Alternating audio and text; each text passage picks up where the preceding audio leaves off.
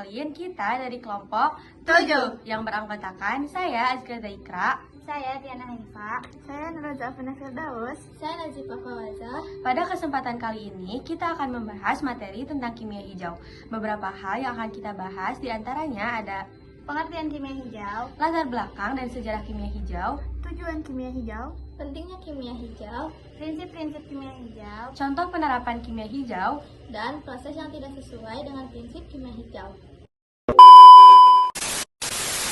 Kimia merupakan ilmu yang sangat dekat dengan kehidupan manusia. Hampir semua aktivitas manusia, mulai dari rumah tangga, pertanian, kesehatan, hingga industri tidak terlepas dari penggunaan bahan kimia. Namun, di balik manfaatnya, bahan kimia juga dapat menimbulkan dampak negatif seperti pencemaran lingkungan, gangguan kesehatan, hingga perubahan iklim global. Oleh karena itu, dikembangkanlah sebuah konsep yang disebut kimia hijau atau green chemistry, yaitu pendekatan kimia yang lebih ramah lingkungan dan berkelanjutan. Apa sih kimia hijau itu? Jadi, kimia hijau adalah cabang ilmu kimia yang mempelajari perancangan produk dan proses kimia dengan tujuan mengurangi atau menghilangkan penggunaan, serta pembentukan zat berbahaya bagi manusia dan lingkungan. Secara umum, kimia hijau menekankan pada pengurangan limbah, penggunaan bahan kimia yang lebih aman, proses yang lebih efisien, dan perlindungan kesehatan manusia dan lingkungan. Kimia hijau juga sering disebut sebagai kimia berkelanjutan atau kimia sirkular, karena berfokus pada penggunaan sumber daya secara bijak dan dapat diperbarui. Adapun latar belakang dan sejarah kimia hijau. Munculnya kimia hijau tidak terlepas dari berbagai masalah yang ditimbulkan oleh penggunaan bahan kimia, seperti ledakan dan kecelakaan industri, zat kimia beracun yang menyebabkan gangguan kesehatan, sifat karsinogenik yang dapat memicu kanker, pencemaran air, tanah, dan udara, kontribusi terhadap pemanasan global. Pada awal tahun 1990-an, kesadaran terhadap dampak negatif tersebut meningkat. Di Amerika Serikat, Environmental Protection Agency berperan penting dalam mendorong penerapan kimia hijau. Konsep ini kemudian berkembang secara global dan menjadi perhatian dunia industri, akademisi, serta pemerintah.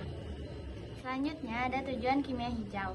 Di antaranya, tujuan utama kimia hijau adalah melindungi kesehatan manusia, mengurangi pencemaran lingkungan, menghemat penggunaan sumber daya alam, mencegah polusi sejak tahap perancangan, dan mendukung pembangunan berkelanjutan sesuai Sustainable Development Goals. Dengan kata lain, kimia hijau berusaha mencegah masalah, bukan hanya menangani dampaknya. Dan adapun pentingnya kimia hijau. Kimia hijau memiliki peran penting dalam berbagai aspek kehidupan, antara lain yang pertama bagi lingkungan. Kimia hijau membantu mengurangi pencemaran air, udara, dan tanah, sehingga lingkungan menjadi lebih sehat.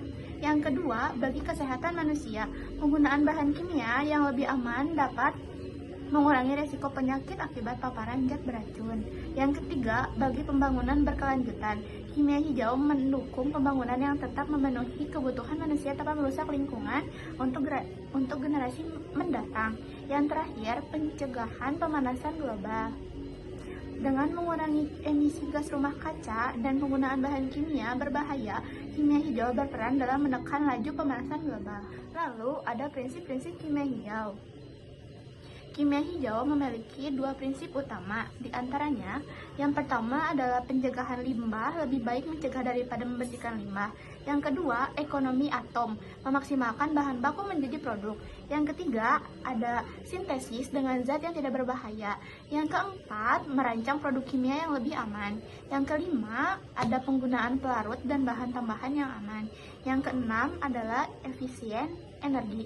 Yang ketujuh, penggunaan bahan baku terbakukan. Yang delapan, mengurangi bahan turunan atau derivatif.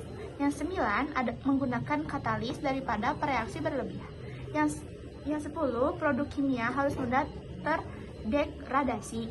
Yang 11, analisis secara real time untuk mencegah polusi. Yang terakhir, ada pencegahan resiko kecelakaan kimia.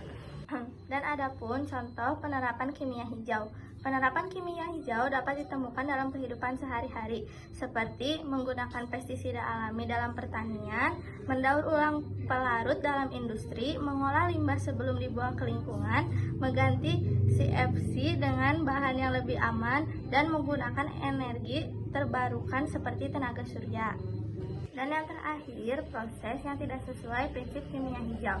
Beberapa aktivitas yang tidak sesuai dengan prinsip kimia hijau antara lain membakar sampah secara sembarangan, membuang limbah tanpa pengolahan, menggunakan pelarut beracun, dan menghasilkan gas berbahaya seperti karbon monoksida dan dioksin.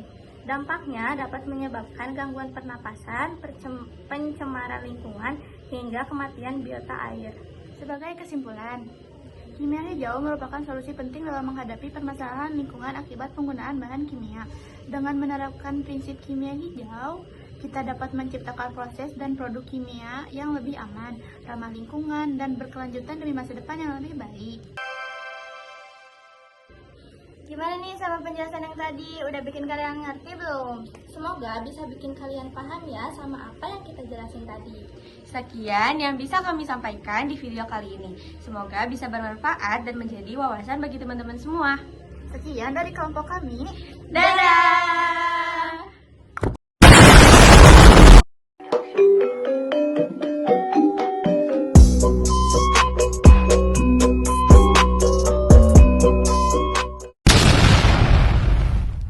Sekian yang bisa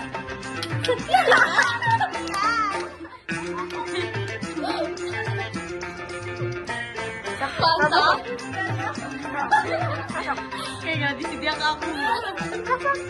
Bentar. Ya, oke.